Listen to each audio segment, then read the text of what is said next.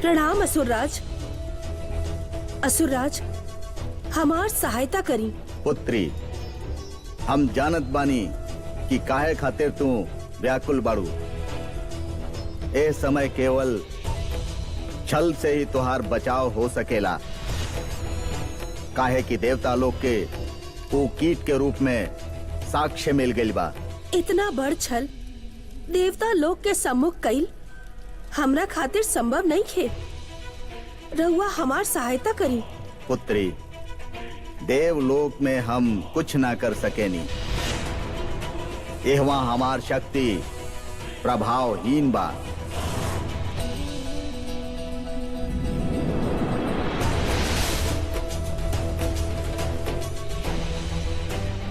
असुरराज भी हमार सहायता ना कर पाइले, अब हम का करी?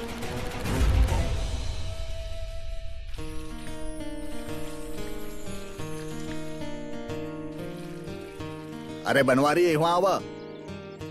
काका का है ये सब काम खुदे से करेनी? बनवारी भैया बाड़े ना, उनसे कहा देल करी वो कर दी है। एगो दूगो अच्छा अच्छा सेव काट के बहू खातिर ले आवा। जी काका जी। देखा बेटी, बैठल बैठल हड्डी जम जाला। कुछ भी काका, यही से हमके थोड़ा घूमे फिरे दिहल करा ना बेटा। लागत बा आजकल घूमे फिरे मेरा और बड़ा मन लागत बा। हाँ फिर तो रवा कुछ अच्छा खाए पिए के भी मन करत होखे ना? हाँ, बहुत करेला बेटा, क्या करना करेला। तो हमके बता दी रात में का बना दी? ना बेटी, तू कोनो काम घर में ना करबू। काहे? तुहार हाथ में जो चोट लागल बा, अभी तक ठीक नहीं क्या भइल बेटा। के कहलस ठीक नहीं के भइल? ये देखी एकदम ठीक बानी हम, और वैसे भी रवा जानत बानी बिना काम कैले हमके चैन कहाँ। का बनाई? संतोषी को काम करा तो आज अपन पसंद के खाना बना ला। हाँ तो क्यों बैगन के चोखा और लौकी बहुत पसंद बना, वह बना ला।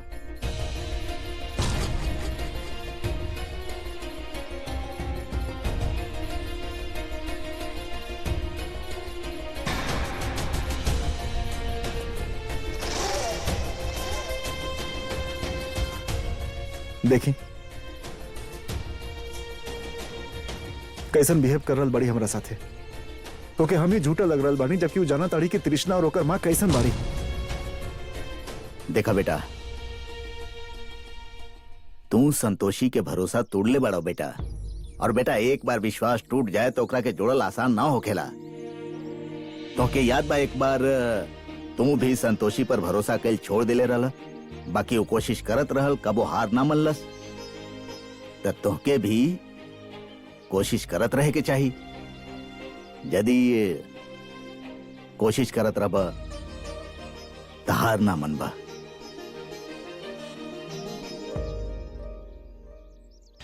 अब पानी सर से ऊपर जा रहल बा मॉम।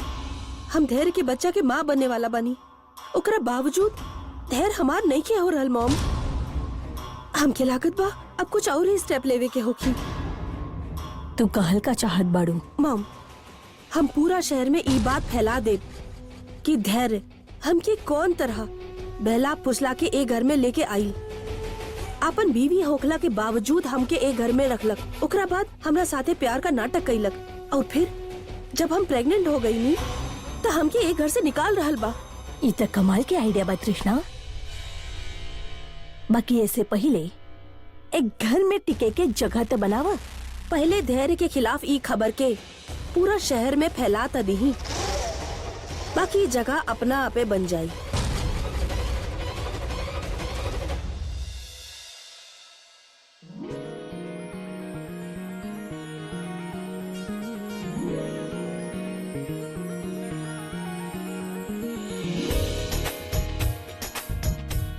हम तो उसे कहानी ना बैठा, तू बस हमारा गेम देखत रहा, ओके?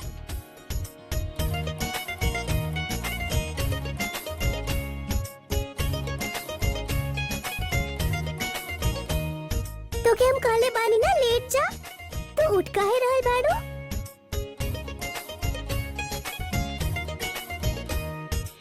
और तोके का तकलीफ हो रहल बा पेटे में?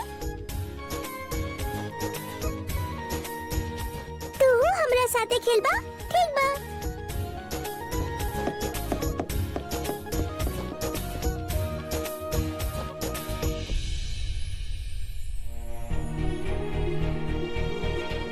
बॉल तो काफी अंदर गई, कैसे निकाली?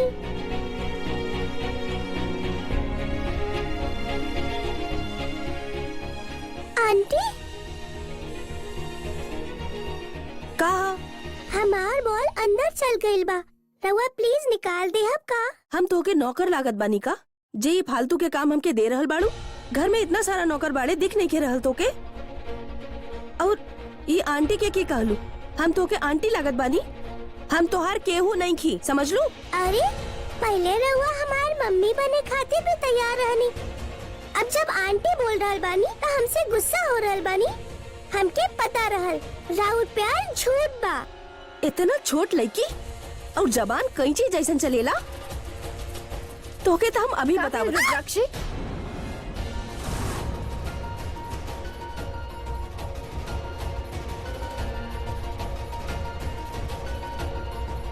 का भइल?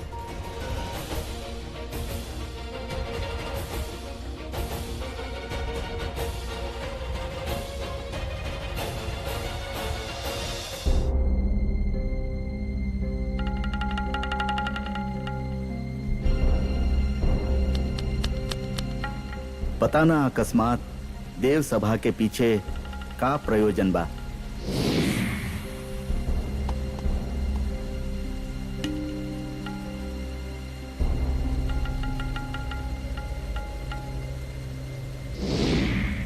देवगन, कुछ समय से सृष्टि के नियम में कुछ अनियमितता दिखाई दे रहल बा। के बाजे सृष्टि के संविधान के साथ छेड़छाड़ कर रहल बा।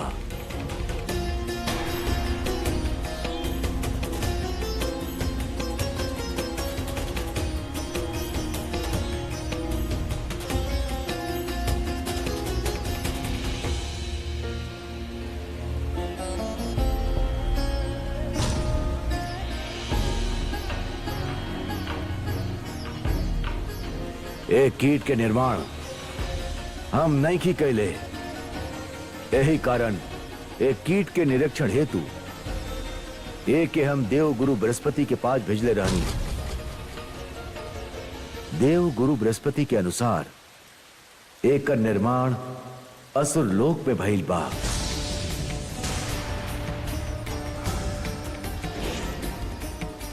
एक कर स्पष्ट अर्थ ई बा कि असुरगण भी जीव निर्माण करे के योग्यता प्राप्त कर चुकल बाड़े।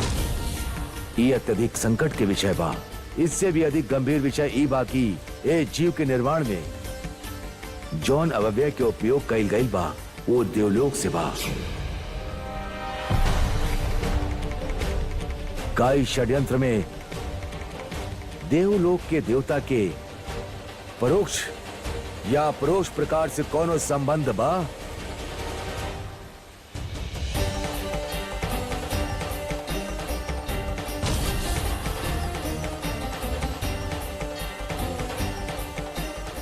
असुर लोक से तो केवल देवी पौलमी ही बाड़ी।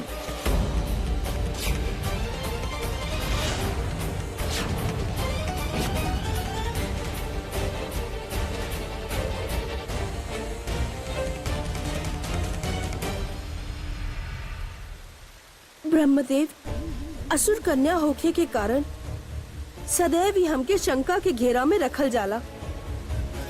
कितना बार हमके स्वयं के सत्यता के प्रमाण देवे के होखी। देवी पौलमी, रउआ व्याकुल मत होखी। देवलोक के न्याय व्यवस्था स्वयं हम देखे नी। रउआ साथे कोनो प्रकार के कोनो अन्याय ना होखी। काहे कि जब तक हमके ठोस प्रमाण नहीं मिल जात, हम कोनो निर्णय ना लेब।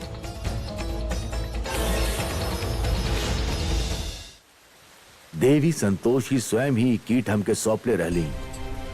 देवी संतोषी, हमके बताई रउआ ये कीट कहाँ से मिलल? ब्रह्मदेव, एक कीट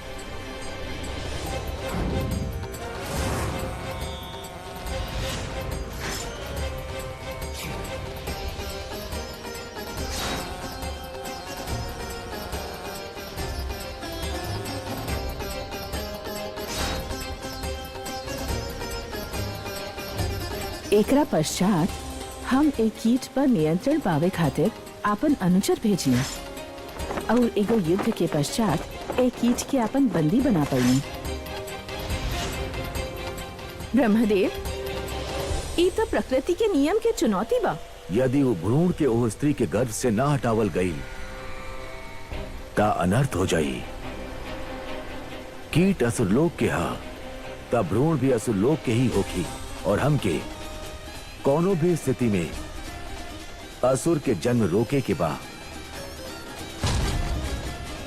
नारायण नारायण, क्षमा चाहत बानी ब्रह्मदेव, किंतु का भ्रूण हत्या कई उचित होगी? देव ऋषि नारद, भ्रूण हत्या सर्वथा अनुचित बा। यही कारण हम ओके जन्म लेवे से नहीं की रोक सकत। ओकर जन्म के पश्चात ओके संरक्षण में लेवे के होगी और उमे देवता लोक के सद्गुण के अंतरण करे के पड़ी। अभी ए विषय के गहन अन्वेषण करे के आवश्यकता बा ताकि ज्ञात हो सके ए भ्रूण के निर्मित करे के दुस्साहस के कैले बा।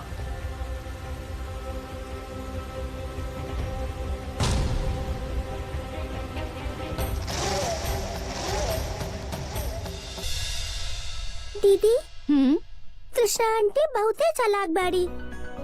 जब देखली कि उनकर कोनो कामे नहीं के हो रहा तो हमसे गुस्सा करे लगली। पहले तो कहत रहली खिलौना दिलवाइब, ई दिलाइब, टेडी बियर दिलवाइब। बाप रे बाप, इतना गुस्सा! खिलौना हम दिलवा देब तोहरा के और पहले अपन जे गुस्सा बाना ओके फूक के उड़ा दा ऐसे करके। गुस्सा के बच्चा खातिर अच्छा ना होके, पता बा पूरा खून जल जाला। दीदी, जब ठहरे भैया आइए तो हम कृष्णा आंटी के ना उनसे शिकायत लगाएब। अच्छा बाबा, लगा ली है शिकायत, लेकिन फिलहाल हमरा साथे चला, हम तोरा खातिर खीर बनैले बानी। खीर? चली चली जल्दी चली। प्रणाम ब्रह्मदेव।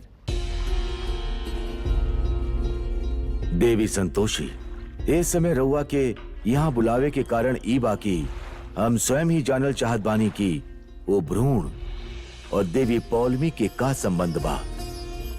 धरती लोक पर राउर भक्त संतोषी के आसपास जे बालिका रहेले वो के हा? काहे कि हमार सूची में ओकर कोनो उल्लेख नहीं खे।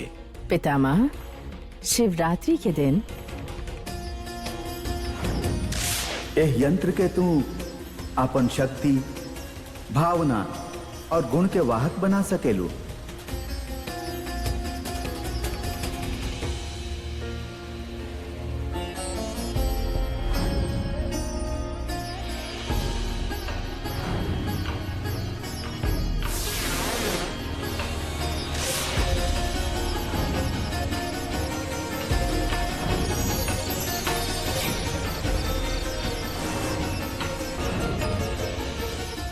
इस सब घटना से संतोषी के जीवन पर अत्यधिक प्रभाव पड़ल बा। देवी संतोषी, यदि ऐसन बा ता हमने के शीघ्र अतिशीघ्र देवन के देव महादेव के पास जाए के होगी। काहे कि कोनो साधारण विषय नहीं के। देवन के देव महादेव समस्त सृष्टि के संचालक बाड़े। उनके बिना विश्वास में ले ले हम कोनो कार्य नहीं कर सकत। हमके रउआ पर और दादा श्री पर पूर्ण विश्वास बा। रउआ जे भी करब उस सृष्टि खातिर लाभदायक होगी।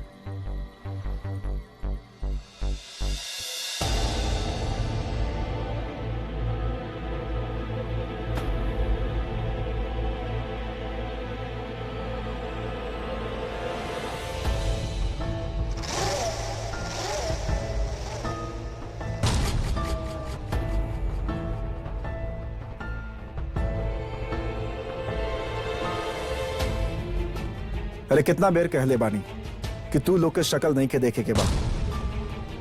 हमरा सामने मत आयल करा तू लोग। चला निकला यहाँ से। धैर्य मिश्रा के घर ये है।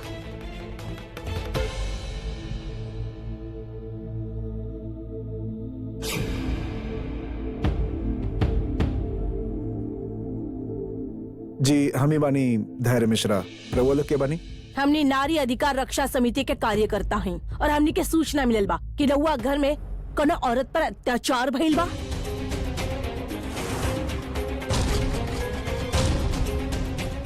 के कलश रउआ के? कृष्णा,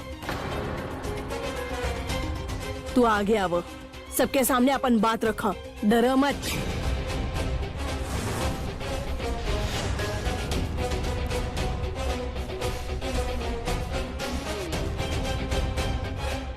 ओ सुनीता जी, धैर्य हमके बहला फुसला के एक घर में लेके आइले, ओकरा बाद हमरा से प्यार के नाटक कैले और आज जब हम इनकर बच्चा के माँ बनने वाला बानी, ये हमके घर से निकालल चाहत बाड़े।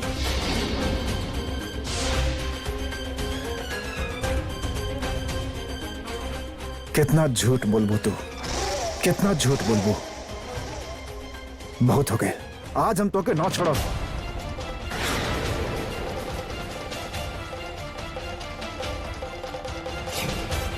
धैर्य छोड़ा, हमके का कर रहल बाड़ा?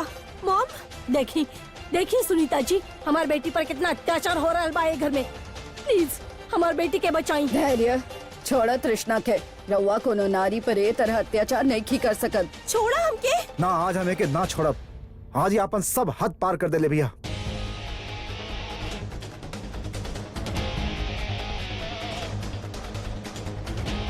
धैर्य से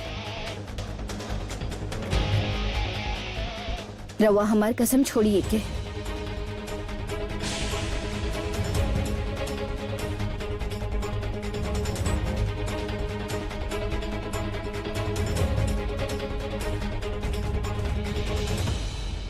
देखनी रहुआ कौन तरह हमरा से बिहेव करेले और डीएनए टेस्ट के रिपोर्ट पर भी यकीन नहीं खन कर रहल, जे कि ई खुद करवैले रहले।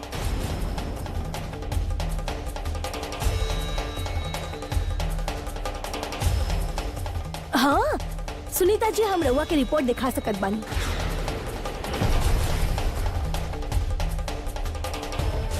ये देखी, सब लोग देखी रिपोर्ट्स।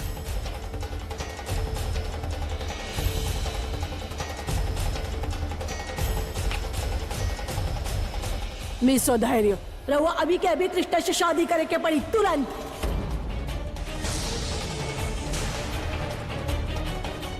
रउआ कोनो लड़की के एक तरह से धोखा नहीं की दे सकत, ओके झांसा में लेके प्रेग्नेंट करके नहीं की छोड़ सकत। रउआ पर रेप के केस बन सकेला और रेप के सजा शायद रउआ मालूम नहीं के खाली जेल होखेला।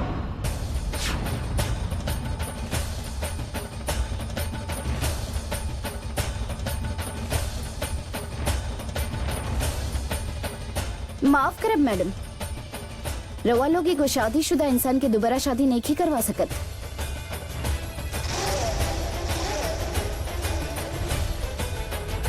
हमार बेटा धैर्य शादीशुदा बा।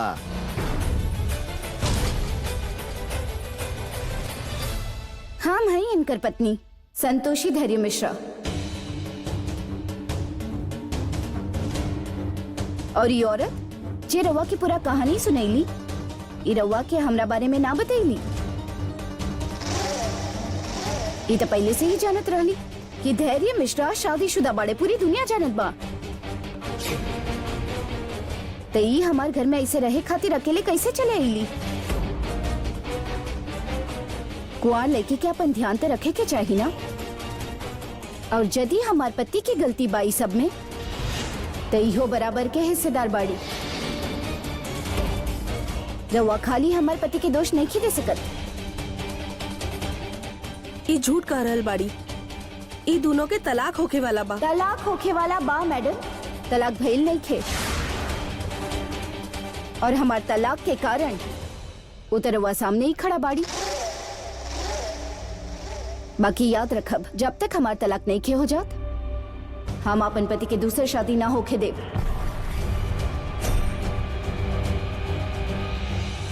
का करी, एको शादीशुदा औरत के दूसरा शादी तो ना करा सकेनी।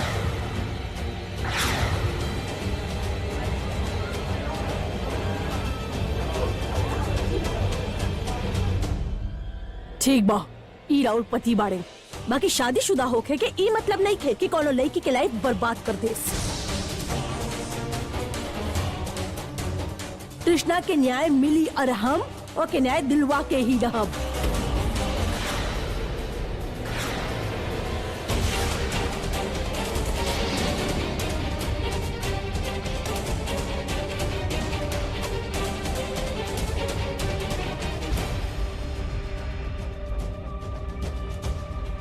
मन्नी तृष्णा कि तो के न्याय मिले के चाहिए।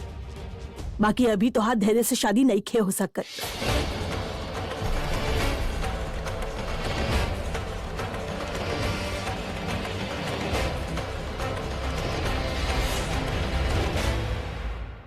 मतलब रउआ लोग हमार मदद ना करब? अगर रउआ हमार मदद ना करब तो हमें बच्चा के साथे कहाँ जाए बोली? देखी हमके रवा खातिर बुरा लागत बा, बाकी जब तक तलाक नहीं के हो जात रवा रुके के होगी, ओकरा बाद ही कुछ हो सकेला। और यदि तलाक के बाद शादी करे खातिर तैयार बाड़े तो ठीक बा, ना तो कोनो कंपनसेशन या कोनो और रास्ता देखे के पड़ी। हमनी के तो पूरा प्लान चौपट हो गई। दरी सर की बीवी होके के नाते समझा रहल बानी, हमरा रास्ते में मत आइब।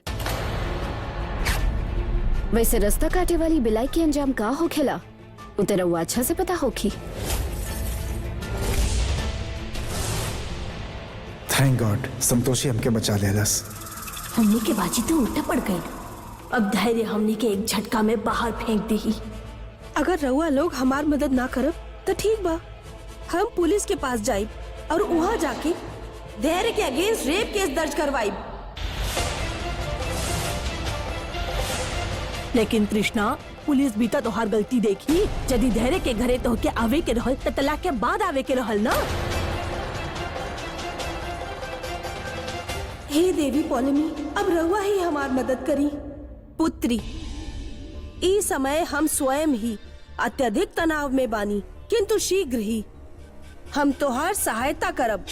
हमार अनुपस्थिति में तोहार गर्भ में पल रहल शिशु तोहार रक्षा करी।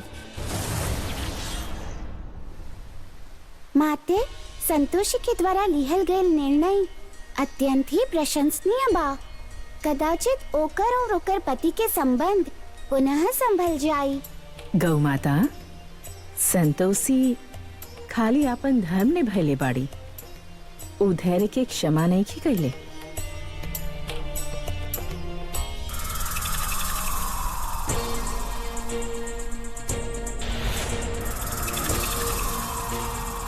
का जरूरत रहला इनका बात में आके तो धैर्य के खिलाफ चल गई लो।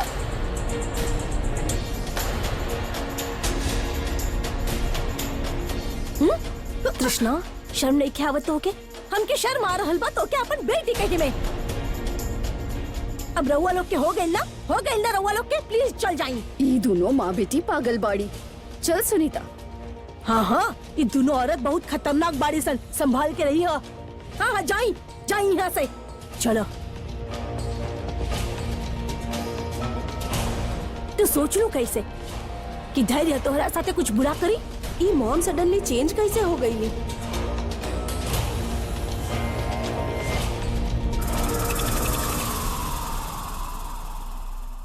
मॉम, आई एम सॉरी, हमके माफ कर दी। हमसे बहुत बड़ भूल हो गई। पता नहीं औरत सब हमार दिमाग खराब कर देले रहली। I am sorry mom, mom sorry.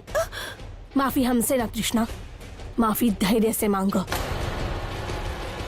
तो के पता भी बा कि तू धैर्य के कितना तकलीफ दे लू। माफी मांग धैर्य से।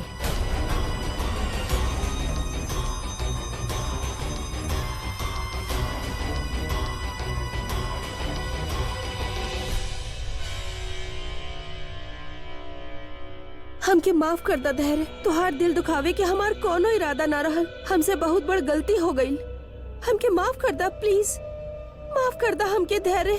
आज हम खाली संतोषी के कारण बचल बानी, हमके उसे बात करे के होखी। जब तक तू हमके माफ ना करबा हम ऐसे ही खड़ा तो उसे माफी मांगत रहब। धैर्य, धैर्य।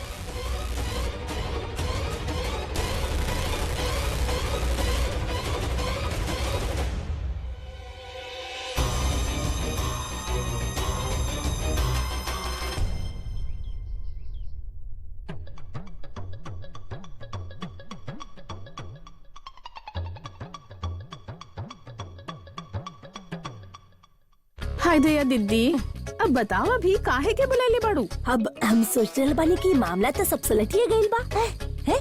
अब ना तो गुड्डू पुलिस वालन के पास गई और ना ही वो कहीं ना ढूंढबैलस। अब तक काहे ना हमने गहना बांट लेत बानी है। अच्छा के एगो बात बोली, वो कमर बंद ना वो तो हम ही लेब। तो का बताई जब से ओके पहिला बेर देख ले बानी ना प्राण अटकल बा ऊपर। हाँ ठीक बा। बड़की भौजी एगो बात बतावा, हैं? आजकल का दिने में सपना देखे लागल बाड़ू? हाँ दया दीदी, रउआ का कर रहल बानी? हमके तो कुछ समझ में नहीं आ रहा है। तबीयत खराब बा है? बुखार उखार तो नहीं हो गल तो के? अरे देवर जी, ये का नया नाटक शुरू कर देले हैं? हाँ दया दीदी, हमनी का नाटक कर रहल बानी? अच्छा भाई देख लो, बेईमानी कइला तो भगवान जी सजा दे देले। तू तो जैसे बड़की सती सावित्री हो। अरे यार, हाँ बड़की भौजी एको बात बतावा, यहाँ कुछ लिखल बा का हमार? ना कुछ नहीं के लिखल। उल्लू के दुम ना हई हम कि आपन बेटा और बहुरिया के जे गहना बा उ कोनो पड़ोसी के दे दी हैं। पड़ोसी के? ए देवर जी, ये पड़ोसी ने मदद कैले बिया वो गहना चुरावे में। हाँ अब गहना मिल गइल बा तो हमके ठेंगा मत देखाव। अच्छा, जैसे तू 1000 बार हमके चटनी नहीं को चटवाइले तो छोटी जैसन के तैसन ही कइल जाला। तो वैसे ही कइल जा रहल बा। अगर हमार हिस्सा ना देला लोग ना तो अभी जाके हम गुड्डू सर मिली के सब बता देत बानी हो। हाँ जा जा, जे के जे बतावे के बा बता दा। फसब तो साथे फसब, याद रखिया। बात तो सही बा, अगर हम ई लोग के पोल खोलनी तो हमहू बेमौत मरब। फिर का करी? तू दिन में मिलके हमारा आधा हिस्सा खा रहल बाड़ा ना, अब हम तो से पूरा वसूलब।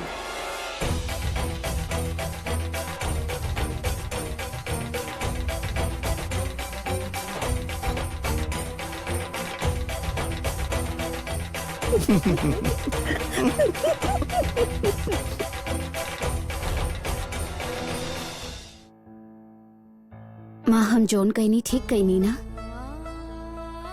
हाँ दीदी, रउआ बिल्कुल ठीक कहनी। अब सभे जानत बा कि रउआ भी धैर्य भैया से प्यार करेनी।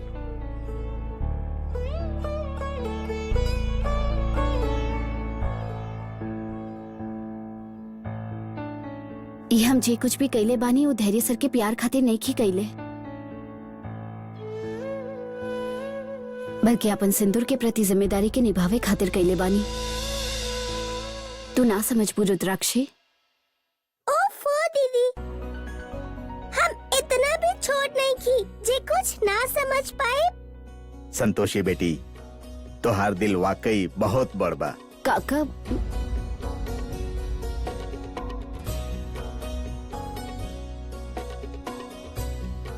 थैंक यू संतोषी, तो आज हमके बचा ले लो, ना तो हम बहुत बड़ मुसीबत में फंस सकत रहनी।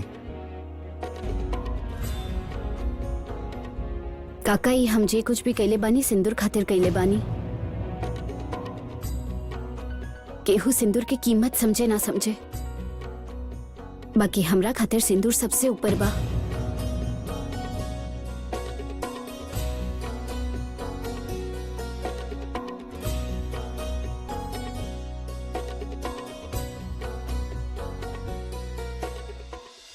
अगर हम तृष्णा के घर में ना लाइल होती तब ये सब कुछ कभी ना भइल होखत। सब हमार गलती बा, सब कुछ हमरा वजह से भइल बा। देखा बेटा, जे भइल से भइल। अब बेटा तू आगे के सोचा। जी पापा, लेकिन अब अपन गलती के सुधारल ही हमरा खातिर प्रायश्चित होखी। और ये माँ बेटी की असलियत बाना वो हम सबके सामने ला के रहा, ये हम ठान ले बानी।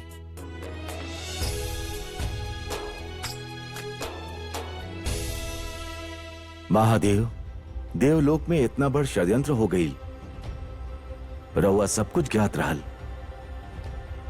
किंतु रउआ हमके सूचित ना कहीं नहीं। ब्रह्मदेव कबो कबो छुपल शत्रु के समक्ष लावे खातिर अभिनय के सहारा भी लेवे के पड़ेला। महादेव, शत्रु के पहचान हो गई बा। देवी पौलमी के विरुद्ध सब साक्ष्य मिल गई बा। तब फिर न्याय में विलंब कौन बात के?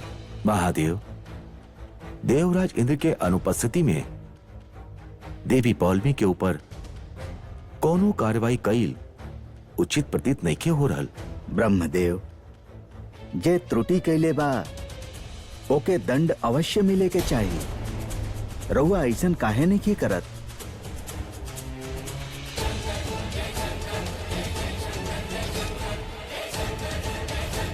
रउआ सभा में अभी खाली यह बिंदु उठाएं।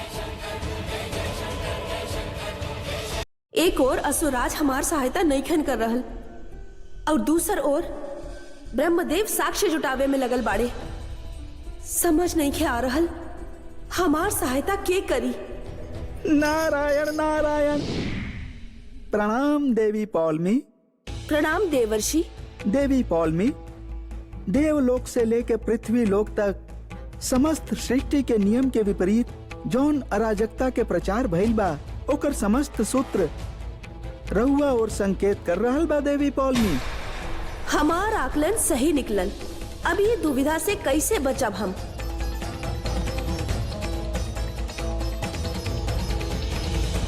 नारायण नारायण। देवी, रहुआ कुछ विचार कर रहल बानी? देवर्षि, प्रत्येक बार हमरा पर ही ध्यान केंद्रित कइल जाला। का रउआ के भी हमरा पर संदेह बा? संदेह? वो भी रहुआ पर? नारायण नारायण। कदापि ना देवी पौलमी, कदापि ना। किंतु हाँ, परम पूज्य पिता श्री ब्रह्मदेव के जांच पर संदेह नहीं कइल जा सकत। हम तक खाली रउआ के ही सूचना देवे आइल बानी कि रउआ देव न्यायालय में उपस्थित होखी के होखी, और यदि रउआ दोषी सिद्ध भइनी तो रउआ के कठोर दंड भी मिल सकेला। देवी पौलमी, ऐसे शीघ्र, अति शीघ्र अपन बचाव के प्रयोजन शुरू करी। अब हमके आज्ञा दी देवी पौलमी। नारायण नारायण। कहीं ब्रह्मदेव के हमार असुरी शक्ति के ज्ञान ता नहीं के हो गई? ये सब देवी संतोषी के ही कारण हो रहल बा। पता ना इस संकट से हम कैसे बचब।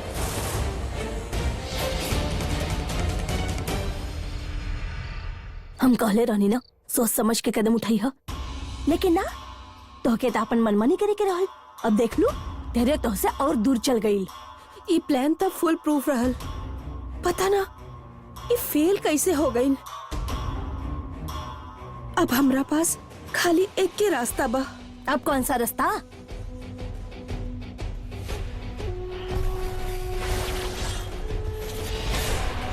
अगर धैर्य हमार नहीं के हो सकत तो हम ओके केहू और के भी ना होके देब। हम ओके जान से मार डालब। तू पागल तो नहीं खो हो गई तृष्णा? तनी सोचा, धैर्य के बिना तू एक पल भी ना जी पाईबू। इस सब पागलपन छोड़ा और तृष्णा दिमाग से काम ला। हमरा पास एगो आइडिया बा। अब का आइडिया बा? बता दी। बाकियों में थोड़े बखत लागी। तू देख ले रानू ना, जब संतोषी माँ बने वाली रहल तो धैर्य कोना तरह उसे जुड़ल रहल। रहुआ कहल का चाहत बानी मॉम? बच्चा एगो माँ बाप के सबसे बड़ कमजोरी हो खेला तृष्णा। यदि हमनी धैर्य के ई एहसास दिला सकें कि ई बच्चा ओकर ही बा तो हमने के काम हो जाई तृष्णा। ना मॉम, ये इम्पॉसिबल बा। धैर्य तो डीएनए रिपोर्ट पर भी बिलीव नहीं के कर रहल। ओके, हमनी के बात पर यकीन कैसे आई?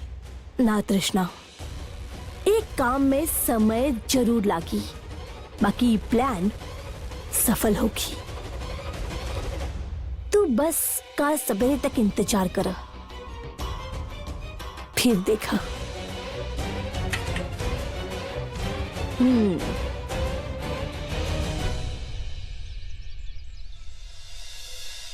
अरे हाय हाय हाय हाय, कितना सुंदर घर बा। बधाई हो, बधाई हो। के बधाई सुंदर लागत अरे बधाई होके बधाई होके नजर न केहू के लागे है बधाई हो। एक मिनट है कृष्णा, ये सब तो हर गोद भराई की रस्म खातिर आइल बाड़ी। जा तू जाके तैयार हो जा। हाँ? हम यहाँ के थोड़ा सजावट करवा देत बानी। मोम, रहुआ पता बना धैर्य कितना गुस्से में बा, काहे कर रहल बानी रहुआ ये सब? कृष्णा, अपन मुंह बंद रखा। हमने के धैर्य के सुतत जागत उठत बैठत ये एहसास दिलावे के होखी कि बच्चा ओकर हा, तभी तो हमने के काम होखी। जा जल्दी जाके तैयार हो जा।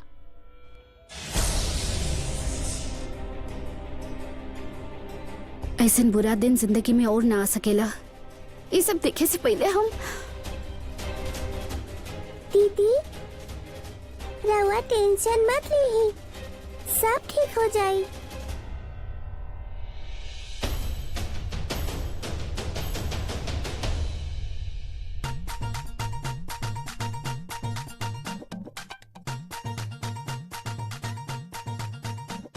माता के भंवर बड़ा दूर मैया हमारा आसा मोड़ा, माता के भंवर बड़ा दूर मैया हमारा आसा मोड़ा, आसा मोड़ा निराशा न मोड़ा, आसा मोड़ा निराशा न मोड़ा, देखे भंवर बड़ा दूर मैया हमारा आसा मोड़ा, मैया के भंवर बड़ा दूर मैया हमारा आसा मोड़ा, आसा मोड़ा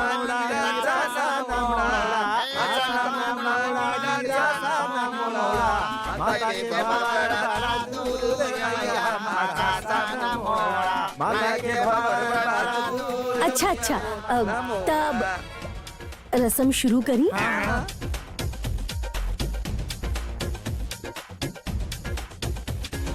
का हो रहल भाई?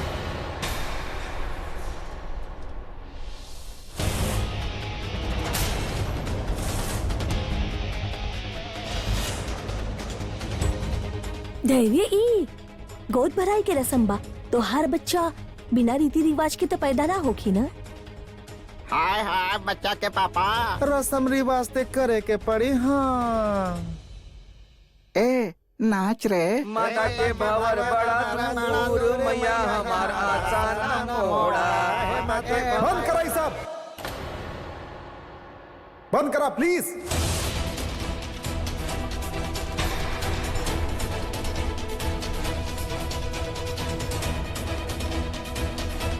अरे इनके का भइल, ई का भड़क रहल बाड़े? धैर्य, ऐसे शोर ना करेगे, ना तो बच्चा के तकलीफ होगी। जे कुछ भी भइल बा वो बच्चा के खातिर अब तू भूल जा। और वैसे भी ये सब तो तोहार बच्चा के अच्छा स्वास्थ्य और भविष्य खातिर ते कर रहल बानी हम। ई निश्चय ही हमार धीरज के परीक्षा बा। संतोषी के पति के आपन आपा ना खोए के चाही, अन्यथा उस स्वयं की हानि पहुंचा ली ही। एक बार जब हम कह देनी कि बंद कराई सब, समझ में नहीं क्या आ रहा था?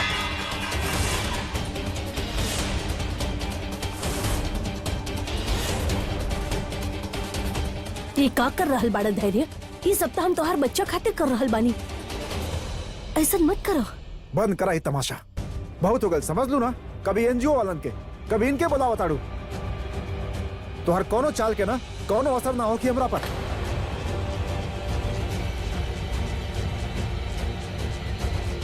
और तू ये का बार बार नाटक लगेले बाड़ू? केहू और के पाप हमरा सर पर मत बढ़ा।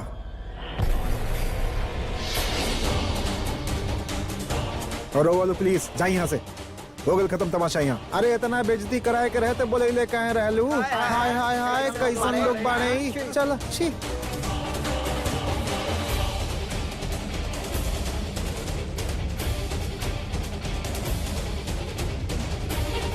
धैर्य, तो के तनिको सेंस नहीं के केकरा सामने का बोले के चाहिए। मनता कह रहल बा तो हर सर फोड़ दही। हमार भक्त के इच्छा के पालन होखी।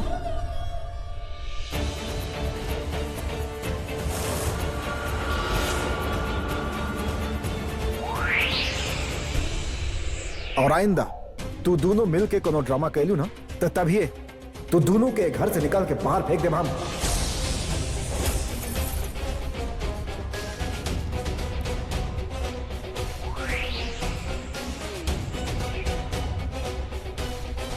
और ये सब काबा हटावा।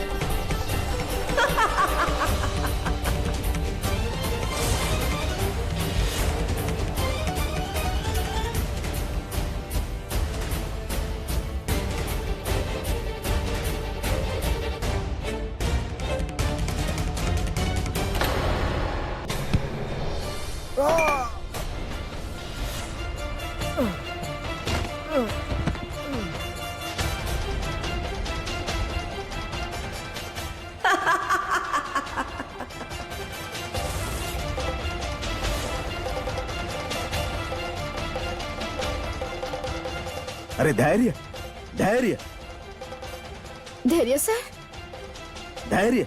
धैर्य सर। धैर्य भैया, उठा धैर्य भैया।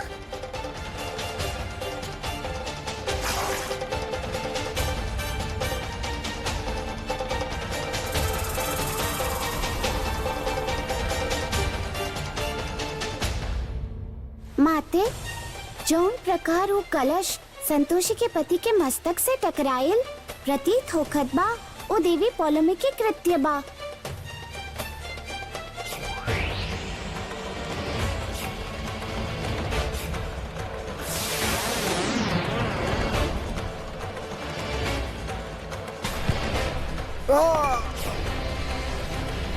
माते, रवा का सोच रहल बानी? गौ माता, आंशिक तौर पर राउर संदेह सही बा, किंतु ई सब उ स्वयं नहीं कर रहल, अब तू केहू के माध्यम से करवा रहल बाड़ी। राउर संकेत उस स्त्री के गर्भ में पल रहल, शिशु के और तो नहीं खे। देवी पौलमी कितना भी छल काहे न कर लेस, किंतु न्यायालय के तीव्र दृष्टि से वो बच ना पाई है। काका, खून बह रहल बा, हॉस्पिटल लेके जाए के चाहिए। हाँ हाँ चलो बेटा। ना पापा,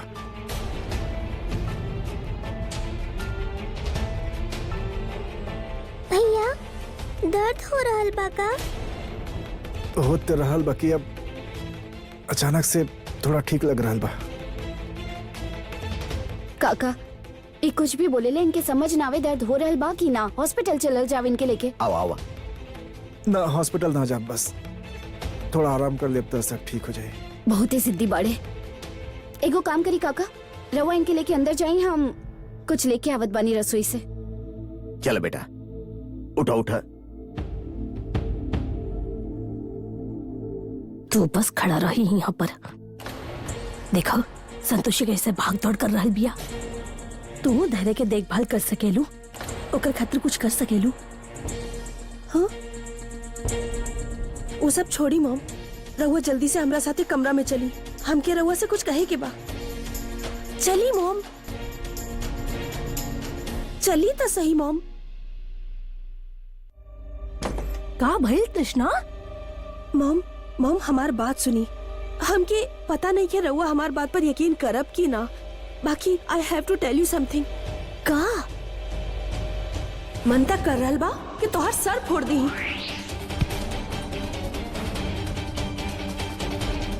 हम जे भी सोच रहल बानी वैसा नहीं हो रहल बा। ऐसन बात तृष्णा? ये तो बहुत ही अच्छा बात बा। अगर तोहार बच्चा उ लॉकेट जैसन चमत्कारी बा तो समझा हम ई लड़ाई जीत गई नी। ई माँ पौलमी के प्रसाद है तृष्णा।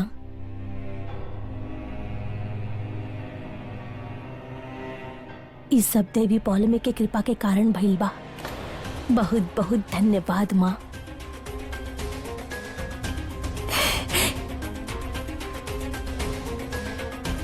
ई बच्चा देवी पौलमी के प्रसाद है। अब हमनी के केहू बाल भी बांका नहीं खे कर सकत।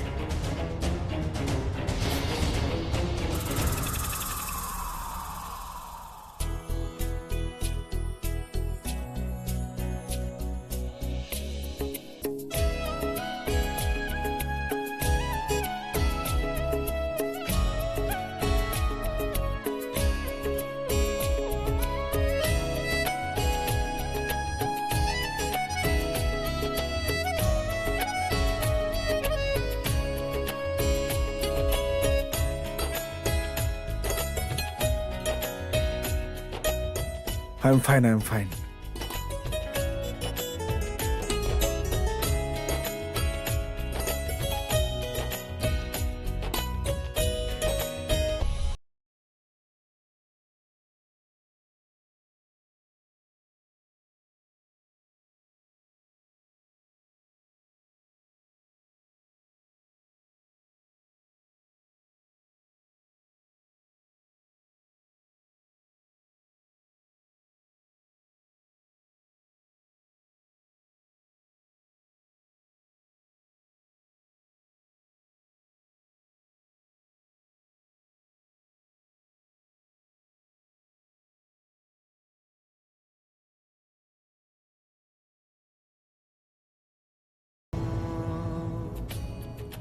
फिर कहें तो हमार दर्द काहे ना समझ रहा बाड़ू।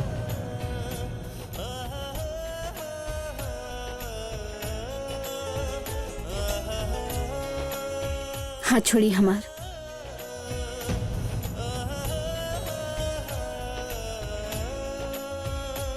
हम कहनी हाथ छोड़ी हमार।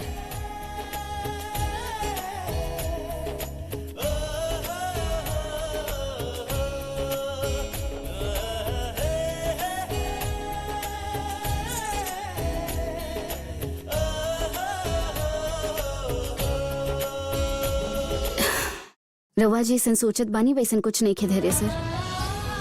हम जे कुछ कहनी है इंसानियत के नाते कहनी। रवा के बचा के हम राउर कोनो साथ वात ना देनी है। हम बस तृष्णा के गलत इरादा के रोकनी है। बाकी हम हूँ कब तक रोक पाई। ऐसे भी 2 महीना में हम यहाँ से चल जाए। फिर जौन दिल करी राउर उ करत रहब।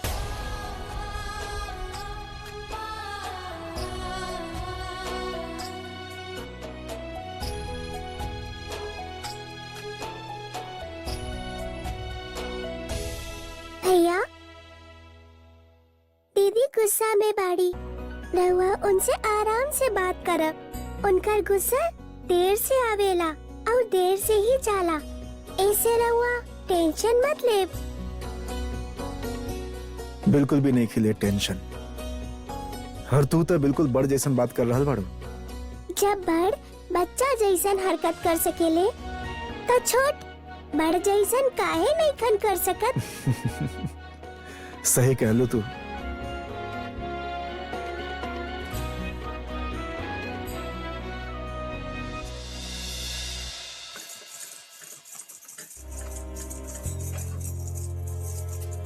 संतोषी बेटा, बेटी काहे अपना आप के सजा दे रहल बारू। तुहार आंख कह रहल बा कि तू धैर्य के माफ कर देलू, बाकी तुहार मन और तुहार उसूल कह रहल बा कि ना, धैर्य के इतना बड़ गलती खातिर माफ ना करे के चाहिए। बेटी हम तो कहत पानी जे भइलो के भुला जा। बेटी धैर्य के एक बार मौका दे के तो देखा। कैसे भुला जाई काका? काका भुला जाई? कैसे भुला जाए कि तलाक की अर्जी दिले बाड़े? कैसे भुला जाए कि ऊ तृष्णा खातिर हमार कितना बेइज्जती कैले?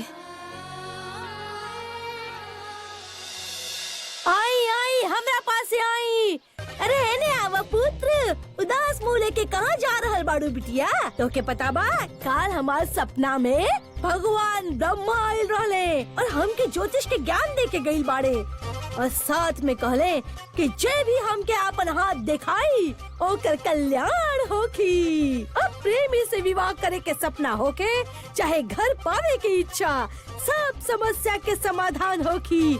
आई आई आई अब पुत्र आव। तनी हमार हाथ देख के बताई ना कि हमार शादी कब होगी। हाँ हाँ बिल्कुल बिल्कुल। आहा बहुत धन बा तोहरा पास।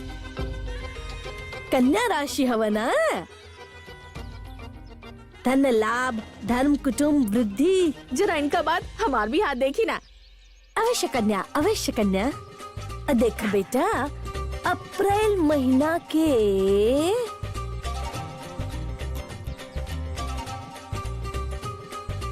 मध्य अप्रैल में तोहार विवाह के योग बा। लावा लावा अपन हाथ दिखाव। अरे इनके मत दिखावा अपन हाथ। हाँ? ये लोग रोज रोज पब्लिक के उल्लू बनावे के बहाना ढूंढे ले। अरे बिल्कुल सही कह रहल बाड़ा ई। इनका तो रोज के नौटंकी है। अरे रउआ लोग कैसन बात कर रहल बानी? ऐसा कुछ नहीं कि हम बता रहल बानी ना रउआ लोग के भविष्य के हिसाब से तुम्हारी रेखा जब यहाँ जाई ना तो एकर मतलब ये फेक ज्योतिषी बाड़ी। अरे छोड़ा हमारा हाथ। अल्लाह कन्या तुम्हारा हाथ नहीं के देख देखावे के हाथ। अरे कन्या कैसन बात करत बाड़ू? कहत बाड़ी ब्रह्मदेव सपना में आयल रहले। झुट्टी। चला चला चला पंडित अरे ऐसा कौन बात है? अरे अरे अरे तू लोग कहाँ जा रहल बाड़ो? अरे अरे अरे अरे पांडे जी रउआ के बतावत कि राहुल पुत्र के नया नौकरी कब लागी? हट पगली। 100 रुपया तो चढ़ावा दे दो।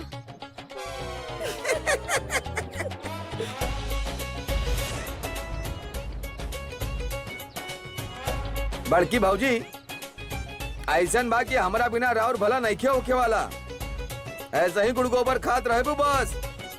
हाय दया दीदी हमने के साथ के बिना ना कुछ ना कर पाईबू।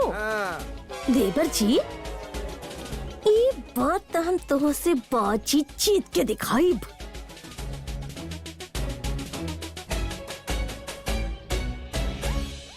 बेटी हम त कहत बानी जे भाई लोग के भुला जा। धैर्य के एक बार मौका देके तो देखा।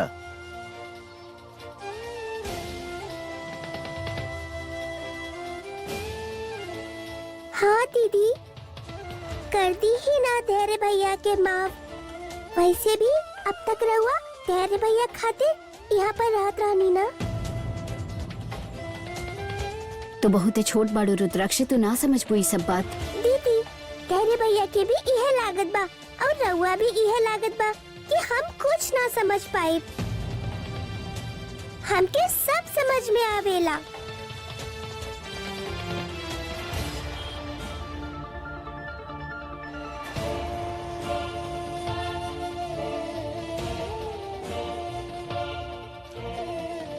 ऑल इज वेल बेटा।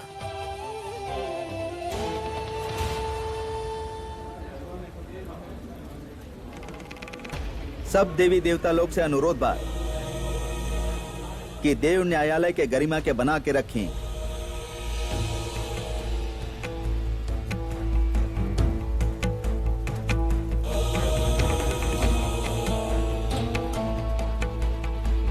महादेव ई बार देवी पौलमी जौन अपराध कैले बाड़ी वो अक्षम्य बा। ई बार वो आपन समस्त सीमा पार कर देले बाड़ी।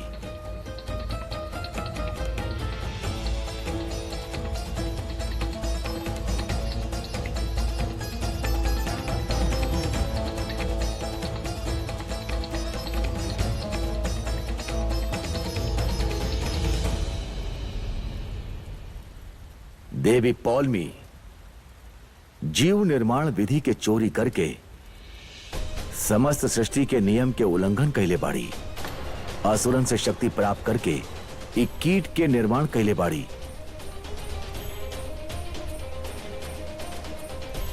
महादेव यही कारण देवी पौलमी के कठोर से कठोर दंड देल जाए के चाहिए। देवी पौलमी, यदि रउआ अपन पक्ष में कुछ कहल चाहत बानी त यह समय बा, परंतु स्मरण रहे असत्य खातिर देव न्यायालय में कोनो स्थान नहीं खे। यदि राउर कहल कोनो एगो बात असत्य भइल त हम स्वयं ये सुनिश्चित करब कि रउआ कठोर से कठोर दंड मिले। यदि हम तनिक भी छल करे के प्रयास कईनी तब महादेव ऐसे रुष्ट हो सकेले। कदाचित क्रोध ने ऊ हमके भस्म ही कर देस। ऐसे अपराध स्वीकार कैल ही उचित होगी। राउर मौन ए बात के ओरी संकेत कर रहल बा कि रउआ अपन अपराध स्वीकार करत बानी।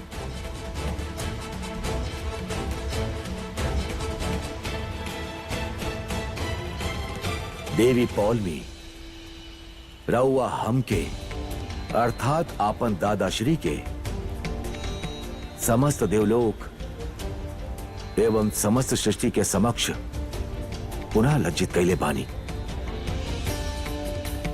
देवी पौलमी देवी संतोषी खातिर कबो उचित नहीं ही सोचले। सदैव अपन अहंकार में उनके नीचा दिखावे के प्रयास कैली। सब देवी और देवता के शक्ति ऐसे मिलेला कि वो कल्याण कर सकस।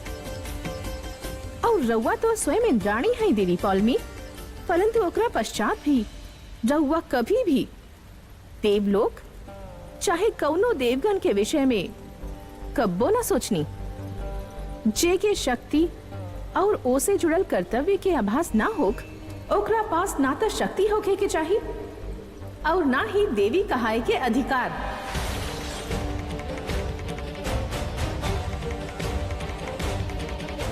असुर कन्या होके के पश्चात भी इनके ब्रह्मदेव देवी के स्थान देले। देवी संतोषी के भांति यदि इनका में थोड़ा सा भी गुण होखे तो हमके ओसे भी प्रसन्नता हो जाए, किंतु ई हमके सदैव ही निराश कैले बाड़ी। रउआ सभे संयम बना के रखी। देवी पौलमी के अपन अपराध स्वीकार करे के पश्चात देव न्यायालय इनके अपराधी घोषित करत बा।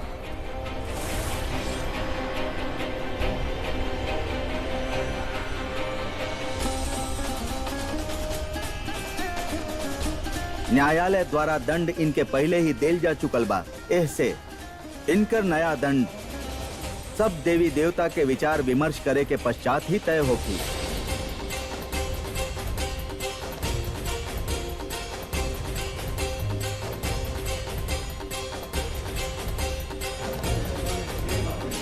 हमके तो ऐसा प्रतीत हो रहल बा कि कुछ समय खातिर इनके देवलोक से निष्कासित ही कर देवे के चाहिए। महादेव, इनसे इनकर समस्त शक्ति पहले से ही छीन लेल गई बा।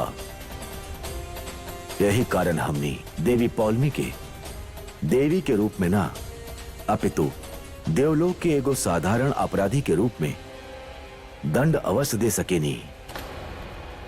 राउर कथन उचित बा ब्रह्मदेव।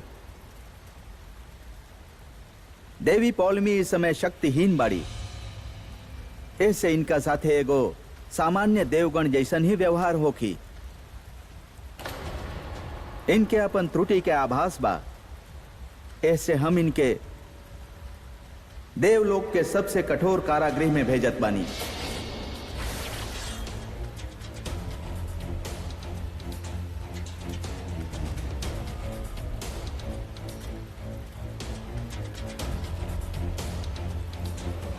इतना बड़ अपराध के इहे दंड मिले के चाहिए इनके।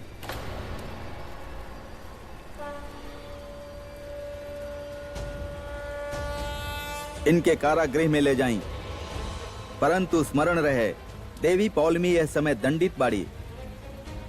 ऐसे इस समय इनका साथे एगो साधारण बंदी जैसन ही व्यवहार करी।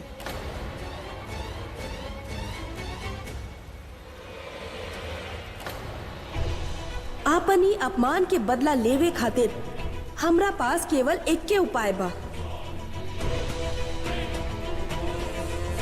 महादेव, जाए के पूर्व रउआ से एगो विनम्र निवेदन बा। बोली। अजीब विडम्बना बा कि आज हमार स्वामी यहाँ उपस्थित नहीं खन। यही से जाए से पूर्व हम उनकर स्मृति अपना साथे लेके जाइल चाहत बानी, जे कि हमार प्रसाद कक्ष में बा।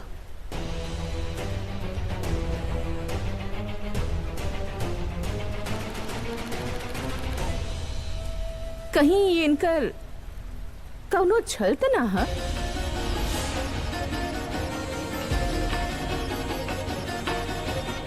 उचित बा देवी पौलमी, रउआ देव सैनिक के उपस्थिति में आपन प्रसाद कक्ष में जा सकेनी। जैसन राउर आज्ञा महादेव।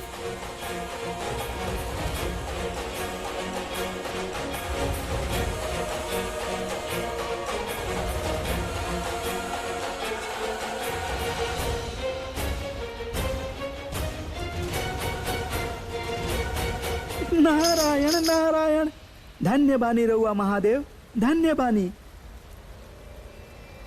आज ये बात पूर्ण सिद्ध हो गई कि मनुष्य होके चाहे देवता, जे जैसन बीज बोई ओके वैसने फल मिली। माते शत शत नमन, माते शत शत नमन। ई केवल राउर प्रयास बा, राउर साहस बा, जेकरा कारण आज सत्य सभे के समक्ष आई। बधाई होके माते, बधाई होके। धन्य बानी माते, धन्य बानी।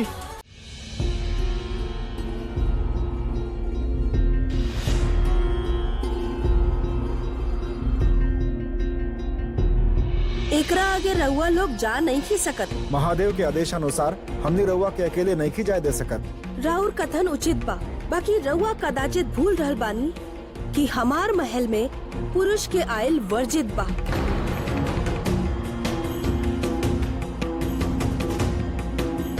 ठीक बा, रउआ अपन कार्य करके शीघ्र आई।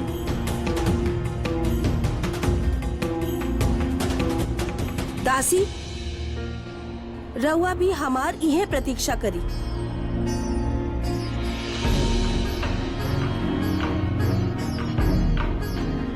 देवी पौलमी के कथन भी उचित रहे। महाराज इंद्र के अलावा यहाँ केहू प्रवेश नहीं कर सकत। एक बार देवऋषि अंदर प्रवेश कैले रहलन और उनके दंड के भागी होके के पड़ल रहे। अतः हमने सही निर्णय लेनी है।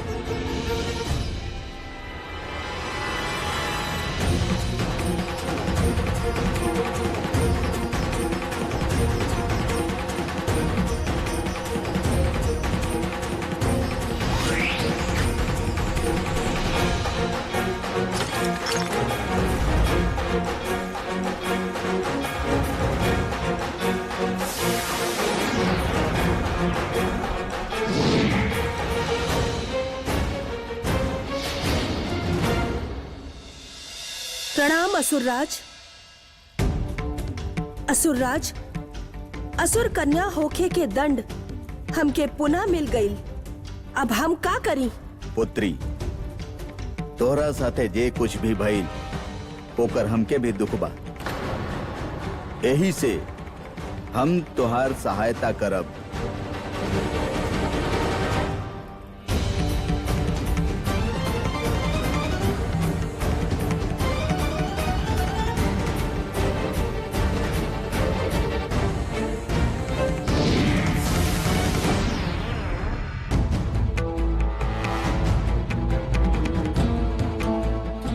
देवी पौलमी अभी तक ऐली ना?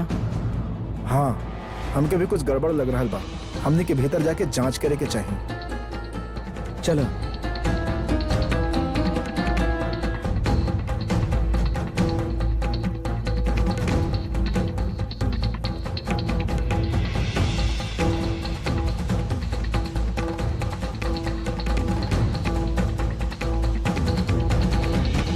हमने के ब्रह्मदेव के सूचित करे के चाहिए।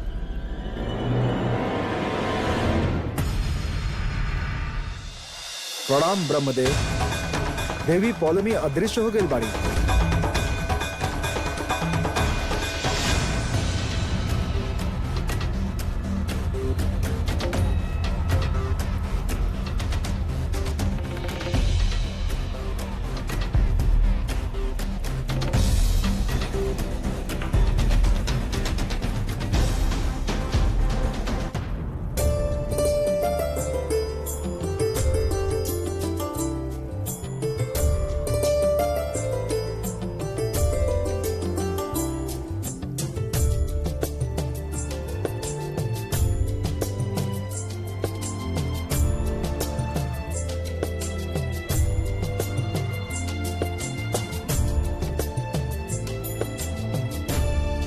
ई सुंदर स्थान विशेष रूप से हम तोहरा खातिर बनवले बानी। यहाँ तू सुख से रह।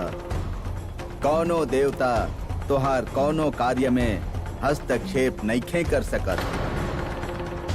देवगन, अब देवी पौलमी राउर अंकुश से बाहर आ गई बाड़ी। ब्रह्मदेव, देवी पौलमी हमने के महल के द्वार पर ही रोक देहली और भय के कारण हमने भीतर ना जा सकनी। देवी पौलमी, अब रउआ पर अवश्य देवलोक के न्यायालय के अवमानना करे के अभियोग चली। शीघ्र ज्ञात करी देवी पौलमी कहाँ गई बाड़ी। काहे कि उनके शीघ्र अतिशीघ्र दंड देल आवश्यक हो गई बा, अन्यथा समस्त देवलोक के समक्ष नकारात्मक उदाहरण प्रस्तुत होगी।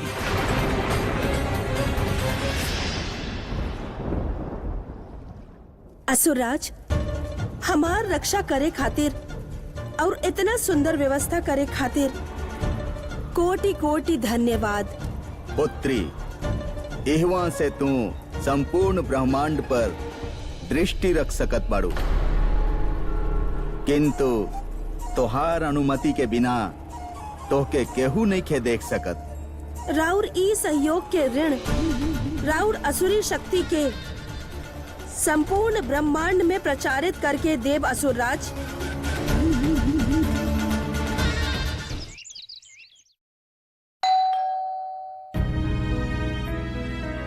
पुष्पा जी,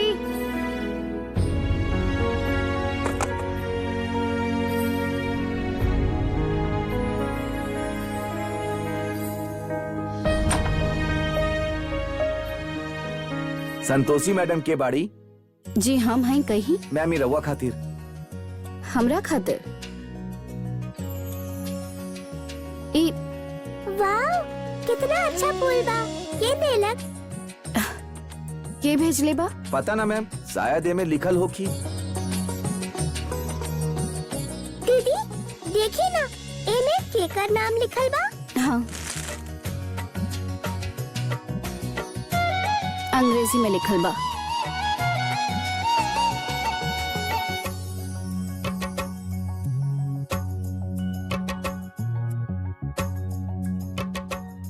इनमें थैंक यू लिखल बा।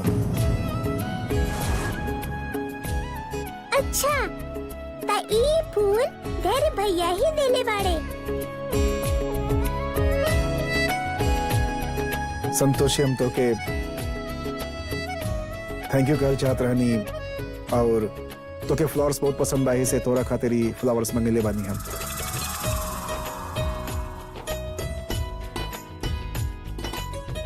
अरे दीदी, धैर्य भैया रउआ के इतना अच्छा फूल देले और रउआ ओके देखने भी ना। जौन फूल में खुशबू ना रह जाए ना, तो ओके केहू पसंद ना करेला।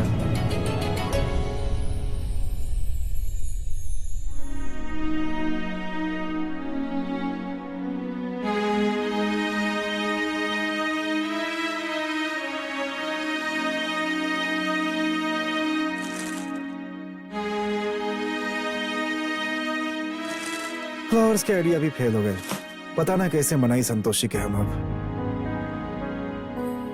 भैया रउआ टेंशन मत लीही, हमनी कोनो और चीज ट्राई करब ना। देखा, कोनो न कोनो चीज से ता वो जरूर मनी है। हम बानी ना, छोट पैकेट बड़ धमाका। हाँ,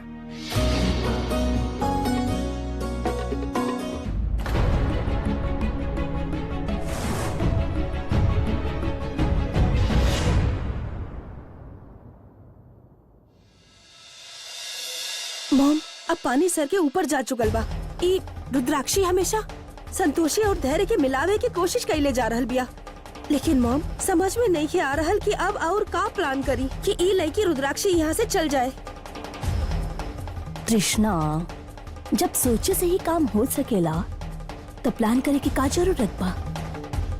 जौन तरह हमने को चमत्कारी लॉकेट रहल, वही तरह तो हाथ पेट में पल रहल ही बच्चा बा। बस वही से कहा।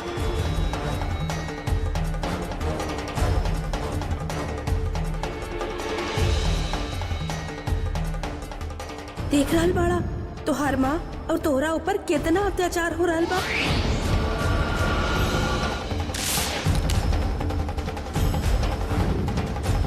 मन तक करल बा तोहर सर फोड़ दी। हाँ मॉम, हम तो भूलिए गइल रहनी। एगो पौधा के मुरझाए के पश्चात ओके पुनः जीवित कईल कठिन कार्य होखेला। संबंध भी पौधा के जैसन होखेला। संतोषी के पति आपन संबंध के जीवित करे के प्रयास कर रहल बा,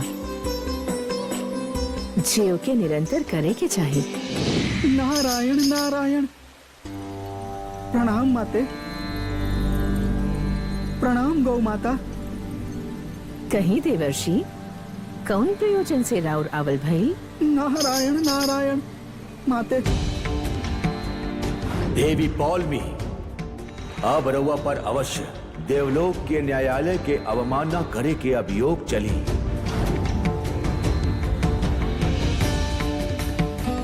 शीघ्र ज्ञात करी देवी पौलमी कहाँ गई बाड़ी, काहे कि उनके शीघ्र अतिशीघ्र दंड देल आवश्यक हो गई बा। कुछ करी माते, शीघ्र कुछ करी माते। देवी पौलमी तो आपन समस्त सीमा के पार कर लेली। नारायण नारायण। हाँ माते, सत्य कह रहल बानी रउआ, और हम हूँ परम पूज्य पिताश्री ब्रह्मदेव के यह संदेश लेके रउआ पास आइल बानी। तू रउआ से आग्रह कैले बाड़े माते, रउआ शीघ्र अतिशीघ्र देवी पौलमी के खोज करी। उनके रउआ से बहुते आशा बा माते। हमार भी रउआ से यह विनती बा माते, देवी पौलमी के खोज करी माते। अन्यथा अन्यथा सदैव के भांति तू हाहाकार मचा दी है माते। अवश्य देवर्षि, हम ई कार्य के सहर्ष करब।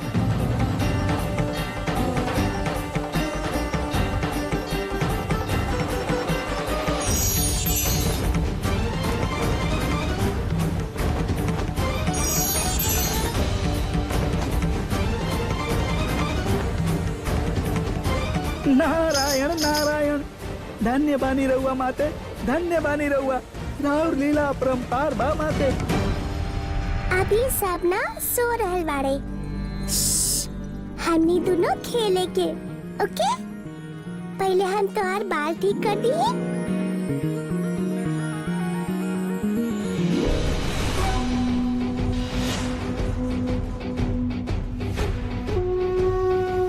आज तो के जितना खेले के बा खेल ला, काहे कि हमार बच्चा जब खेल खेली तब तोहार सब खेल खत्म हो जाई।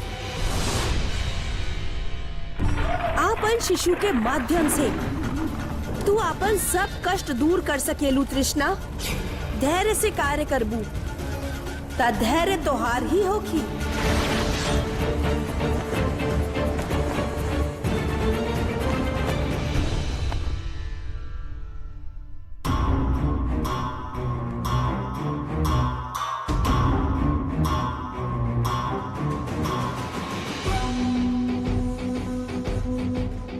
मॉम, रउआ जाके घर के लोग पर नजर रखी।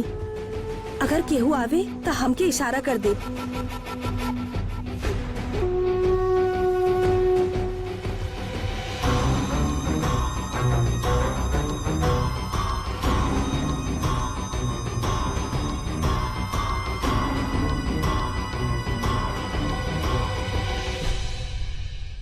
देखा है कि इहे हमार दुश्मन बिया।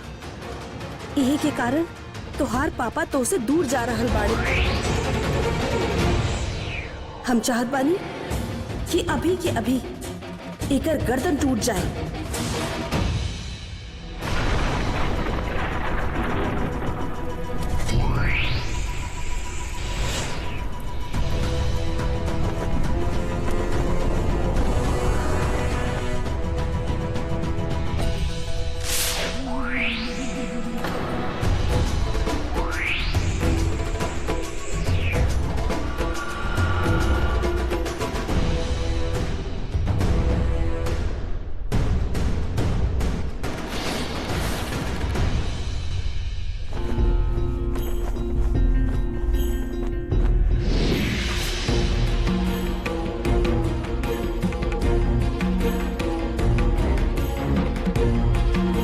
गौ माता, संपूर्ण देवलोक में ढूंढे के पश्चात भी देवी पौलमी के पता नहीं के चल रहल।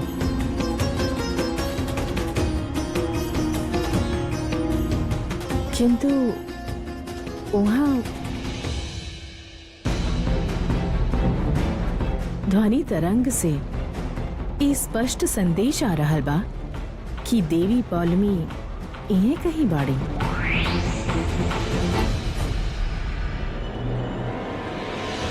देवी संतोषी, राउर सब प्रयास व्यर्थ होगी।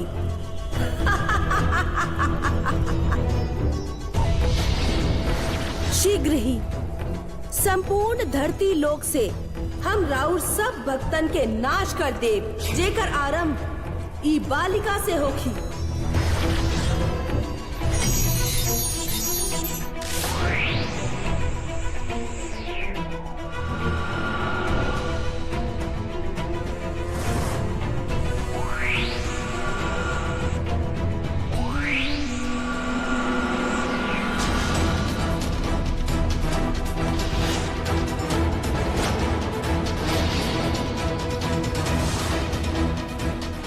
हमार डॉल कैसे टूट गई?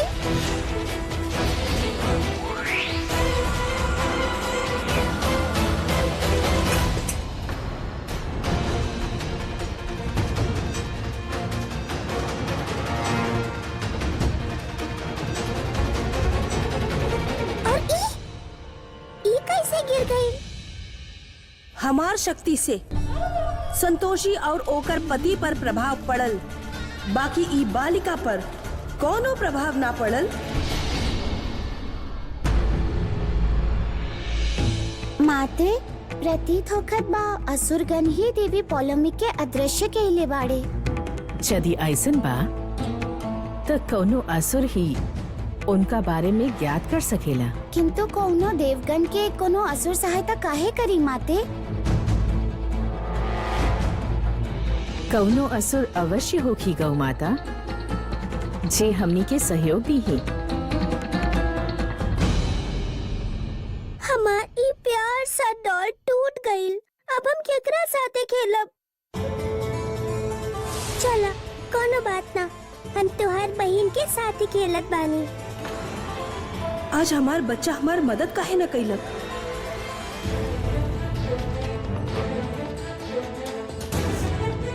मॉम, का भइल, रउआ ठीक बानी? ना बस पैर पर गिर गई। चली हम दवाई लगा देत बानी, चली।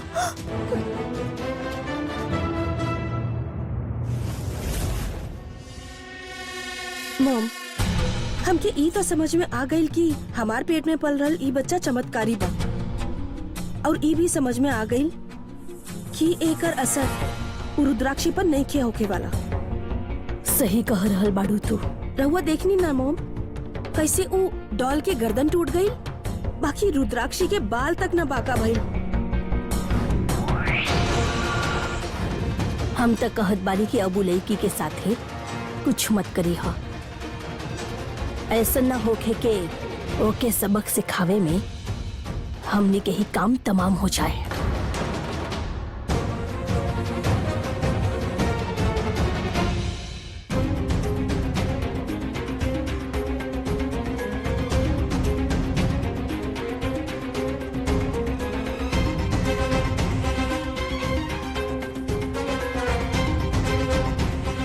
फुके, थैंक यू संतोषी विद लव फ्रॉम धैर्य। तो आजकल बहुत बुके शुके देहल जा रहल बा, बाकी ई बुके और संतोषी के एक घर में कोनो जगह नहीं थे।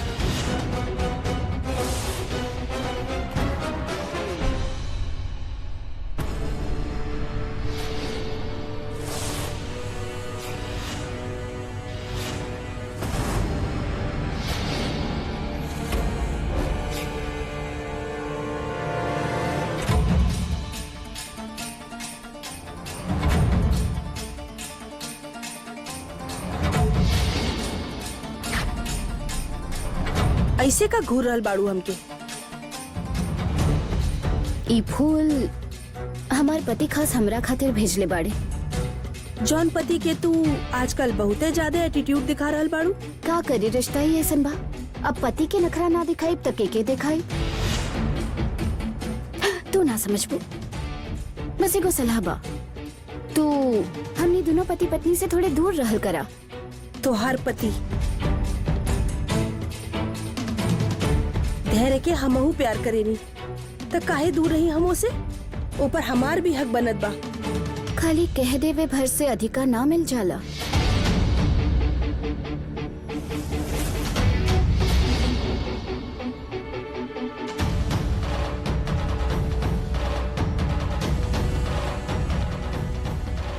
इस संतोषी बहुत बोले लागल बिया। रुका, हम एके अभी बतावत बानी।